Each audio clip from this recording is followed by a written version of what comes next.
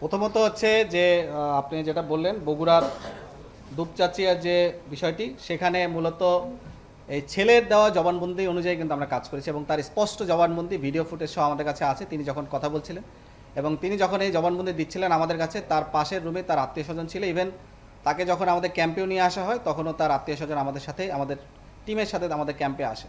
এরপরও তদন্তের স্বার্থে তদন্তে বিভিন্নতা থাকতে পারে, তদন্ত বিভিন্নতার মোড় হয়।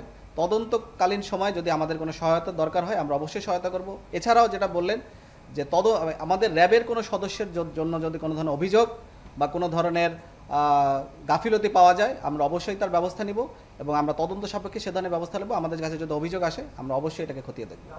আপনাদের বক্তব্য অনুযায়ী বিষয়টা এরকম দাঁড়ালো না যে আসলে দুইটা সংস্থা দুই রকম, সে তো 164 করে নাই, সে আদালতে 164 করে নাই। আপনাদের কাছে যে জবানবন্দির কথা বলেছেন আপনারা মিডিয়া ট্রায়ালে, কিন্তু আপনাদের র্যাব 2 এর সে র্যাব 12 কর্মকর্তা অধিনায়ক তিনিও কিন্তু বলেন না যে সে স্বীকারোক্তি দিয়েছে, কিন্তু আদালতে সে অস্বীকার করেছে, যার কারণে তাকে রিমান্ডে নেওয়া হচ্ছে।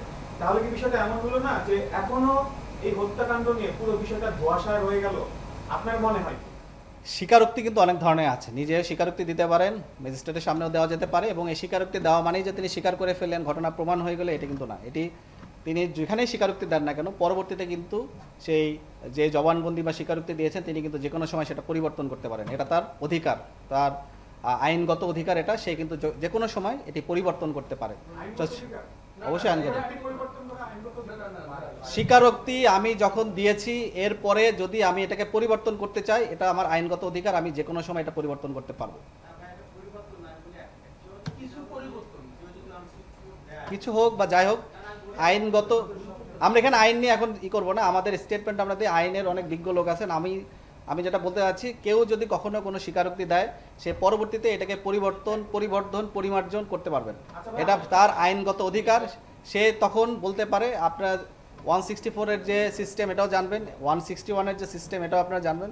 আপনারা অনেক ভালো সাংবাদিক, আমার থেকে বেশি জানেন। কিন্তু আমি যেটা বলতে চাই, আমাদের কাছে তিনি যে ধরনের তথ্য দিয়েছিলেন এবং যে সমস্ত আলামত আমরা তাকে উদ্ধার করেছিলাম তার ভিত্তিতেই মূলত আমরা এটাই করেছিলাম।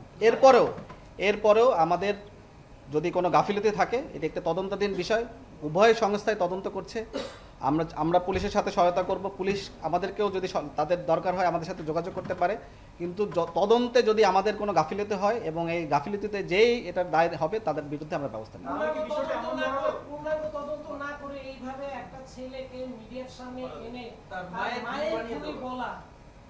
এই মিডিয়া ট্রায়ালের দায় কি র্যাব নেবে কিনা? কারণ এখানে আরেকটি সংস্থা তদন্ত করে দেখেছে যে পুলিশ তারা বের করেছে যে ভাড়াটিয়া, তাহলে আপনাদের তদন্তে তো আসে নাই। আপনারা তদন্ত পূর্ণাঙ্গ না করার আগে একটি মানুষকে খুনি দায় করিয়ে আপনারা মিডিয়ার সামনে ট্রায়াল দিলেন কেন? আমি যেটা বলেছি যে তার দেওয়া তথ্য মতে এবং তার সাথে নিয়ে আমরা যে সমস্ত আলামত উদ্ধার করেছি সেটার ভিত্তিতেই আমরা আপনাদেরকে জানিয়েছি। মিডিয়া ব্রিফিংটা কিন্তু মূলত একটা সামাজিক সচেতনতামূলক কাজ, একটা প্রিভেন্টিভ মেজার্সের একটা অংশ হিসেবে নিবারণমূলক যে কাজ, মানুষ যাতে এখান থেকে শিক্ষা নেয় এবং আমাদের যে অপরাধমূলক কার্যক্রম আছে সেখান থেকে আমরা যাতে সচেতন হই, এটাই কিন্তু একটা উদ্দেশ্য। এটা কিন্তু অন্য কোনো উদ্দেশ্য না, মানুষকে সচেতন করা এবং নিবারণমূলক যে কার্যক্রম তারই অংশ হিসেবে মূলত আমরা এটাকে কাজ করি। আপনি কখনোই বললেন পুলিশ ভুল তথ্য দিয়েছে। এই তদন্ত, এটা এখন যেটা বলা হচ্ছে এটা পূর্ণাঙ্গ তদন্তের পর অন্য কিছু বের হতে পারে। এটা একটা ডাইনামিক্স, একটা বিষয়বস্তু তো পুরোটাই চেঞ্জ হয়ে গেছে। বিষয়বস্তু কিন্তু পুরোটাই চেঞ্জ হয়ে গেছে।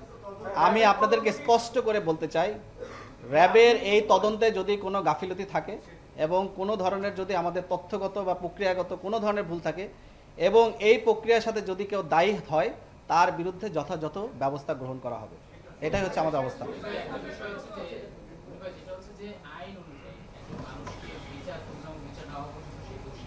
অবশ্যই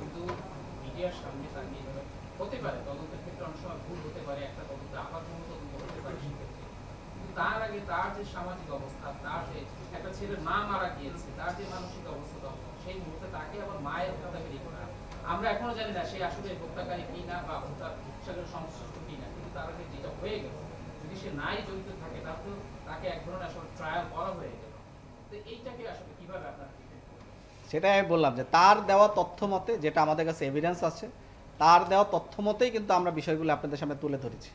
এবং সেটা বলি না, কিন্তু তাকে যে মিডিয়ার সামনে যে উপস্থাপন করা হলো এবং তার ছবিটা সবার সামনে সামাজিক যোগাযোগ মাধ্যমে এটা নিয়ে যে রিয়াকশনটা আসছে খুবই ভয়ানক এবং এটা প্রতিক্রিয়া কিন্তু সমাজের মধ্যে আপনার না ভিন্ন রকম মেসেজ দেয় এটা।